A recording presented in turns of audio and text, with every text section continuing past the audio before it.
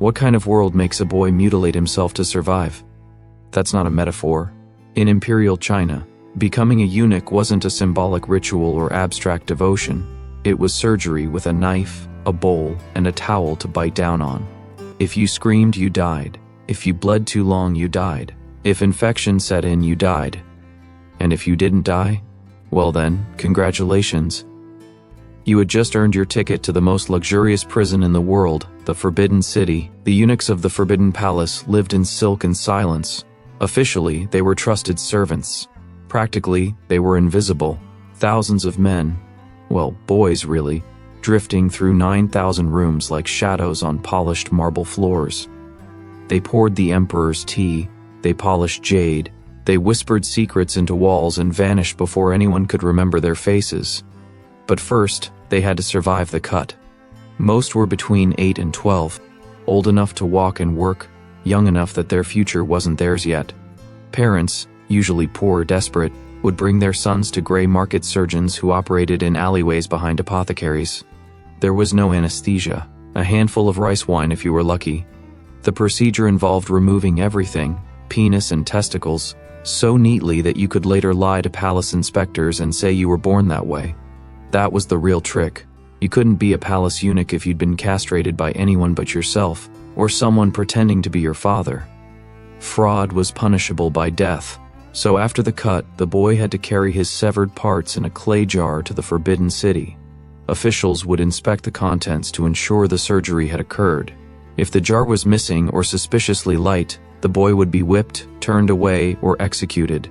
If all was in order, the jar was catalogued and stored in a vault, sometimes with a name, sometimes not. Yes, there was a room in the Forbidden Palace filled with jars of children's genitals. Welcome to the Qing dynasty. But to some, it was worth it, because once you passed the gates, you entered another world. Gold filigree, red lacquered doors, sunlit courtyards where silence was so total it rang in your ears. You were nobody, and everywhere. You swept the emperor's halls. You served the Dowager Empress her medicinal soup. You memorized the sound of her breath, her habits, her moods, and you adapted. You became her second shadow.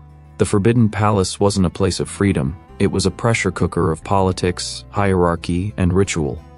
And eunuchs were the oil that kept the gears moving quietly, until they didn't. Inside the Forbidden Palace, power didn't announce itself. It exhaled softly from behind a silk screen. And if you wanted to survive, you had to learn to listen. The eunuchs learned fast. They learned how to interpret an imperial frown, how to fold a robe without waking a concubine, how to carry secrets between one mistress's chamber and another, without so much as creasing the air. Their job was to make themselves invisible. Their goal, though, at least for the clever ones, was to become indispensable. That was the secret. Obedience kept you alive, but usefulness gave you power. The most powerful eunuchs weren't just chamber boys and bedmakers. They were brokers of influence. Some rose to control entire sections of the palace, treasuries, personnel lists, even surveillance. By the late Qing dynasty, a handful of senior eunuchs could make or break careers with a raised eyebrow, but even that power was laced with danger. Because in the Forbidden Palace, power meant visibility, and visibility meant exposure. No one liked a eunuch who stood too tall. Take Lu Jin, for example, one of the infamous 8 tigers of the Ming dynasty. He rose from servant to de facto emperor, issuing commands in the emperor's name, controlling finances, silencing rivals. He bathed in gold powder, wore embroidered boots. He had over 40 homes. He was eventually executed by 1,000 cuts. That's not a euphemism. It took 3 days. So, most eunuchs kept their ambitions quieter. A few coins saved here, a favor repaid there. They whispered in the ears of concubines, mediated feuds between dowager empresses, arranged accidents that solved inconvenient problems. They were advisors, spies, therapists, nurses, decorators, and sometimes scapegoats. The concubines, themselves prisoners of luxury, relied on eunuchs like lifelines. Eunuchs held their jewelry, delivered their letters, timed their entrances before the emperor. If a concubine didn't bear a son within a few years, she risked exile, or worse. A eunuch with the right connections could make her linger in the emperor's memory just long enough to avoid the fall. In return, she might protect him, promote him, or, very carefully, love him. Yes, love. It's unclear how often eunuchs formed romantic attachments inside the palace. Most wouldn't speak of it, but buried in the archives are hints, letters exchanged, poetry scribbled in margins, favors that went far beyond duty. Of course, there were rules against it, but rules inside the Forbidden Palace were like silk threads, beautiful, fragile, and often wrapped tightly around someone's throat. Some eunuchs tried to adopt sons. A few were granted paper wives outside the palace, symbolic marriages that meant little more than legal convenience. Others kept their affections hidden entirely, binding their grief in quiet devotion to the court. And yet, for all that sacrifice, the outside world spat on them. To ordinary Chinese citizens, eunuchs were unclean, unmanly, tools of corruption. Their deformity made them both pitiable and terrifying. They were believed to bring bad luck, disease, even death. People crossed the street to avoid them. Market vendors refused to serve them. Inside the palace, they were ghosts in silk. Outside, they were barely human. But inside those walls, between the incense smoke, the silent footsteps, the endless rituals, they survived. Not just by obedience, but by instinct. They memorized every corridor, every protocol, every sigh. They knew when not to speak, when to act dumb, when to know too much and say nothing, because every slip could be fatal. And survival wasn't guaranteed, even after the cut. When the Qing dynasty collapsed in 1912, the Forbidden Palace didn't vanish overnight. Neither did the eunuchs. At first they stayed, nearly 1,500 of them.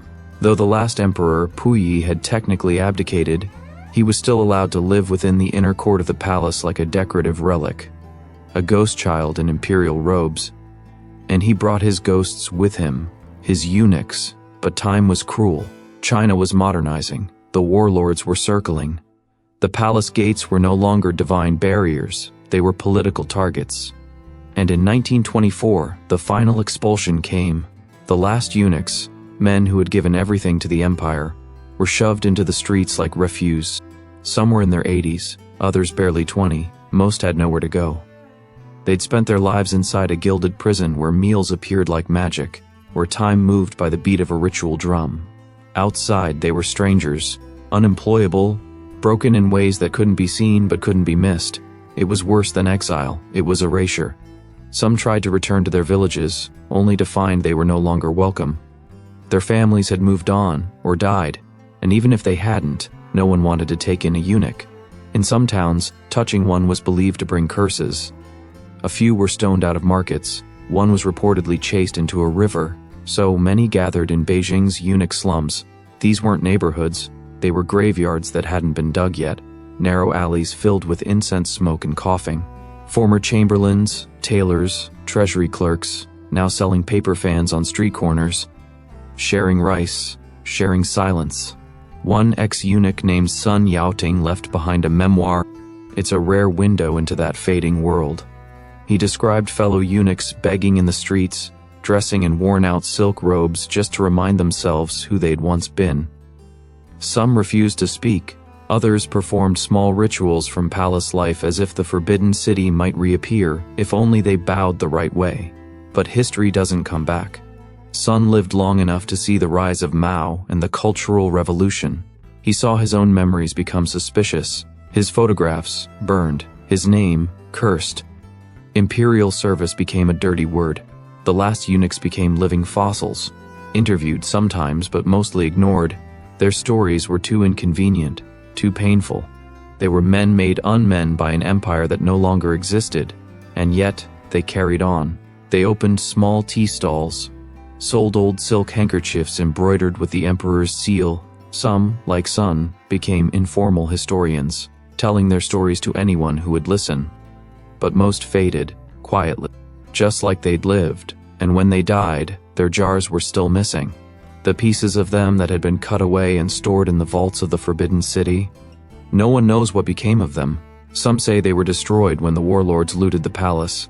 Others believe they're still hidden, somewhere behind a locked door no one dares open. It would be fitting.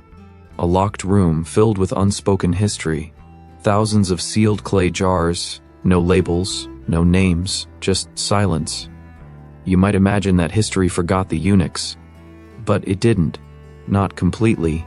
It just changed how it looked at them. In early 20th century films and novels, eunuchs became stock villains, sly, effeminate, power-hungry. They were portrayed as whispering traitors and decadent fools, the embodiment of imperial corruption. The caricature was easy to sell, especially to a world trying to bury its royal past beneath concrete and steel. But the truth, of course, was harder. The average eunuch was not a schemer. He was a survivor, a boy who traded his future for a uniform and a place to sleep, a man who polished jade in silence while the emperors changed and the concubines wept and the dynasties died.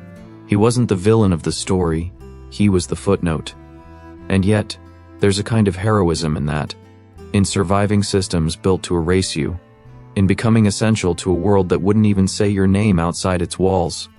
In outlasting emperors. Today, most of the Forbidden Palace is a museum. The Palace Museum, as it's officially called. Tourists walk through those same sun-drenched courtyards where eunuchs once tiptoed. They admire the robes, the scrolls, the ivory combs once touched by royal hands. They see the opulence, the gold, the majesty. They don't see the shadows. They don't hear the footsteps behind the silk screen. There is no exhibit for the eunuchs, no gallery of their names. A few black and white photographs, maybe. A list tucked into a book in the corner of a gift shop. But mostly, absence. It's hard to memorialize men who weren't supposed to exist, who weren't men, by the state's definition, who served a world that had no use for them once the dragon throne was empty. And yet, they endure, in letters, in whispers, in the quiet dignity of men like Sun Yaoding, who remembered everything and asked only that someone write it down. Because the story of the eunuchs is not just about mutilation, or palace politics, or imperial decay, it's about resilience. About people who were told they were nothing, and who nonetheless shaped everything. About how power is never just about crowns and thrones. It's also about the people who clean the floor beneath them. And perhaps, most hauntingly, it's about what happens when a life is defined by what was taken away, and what's left behind.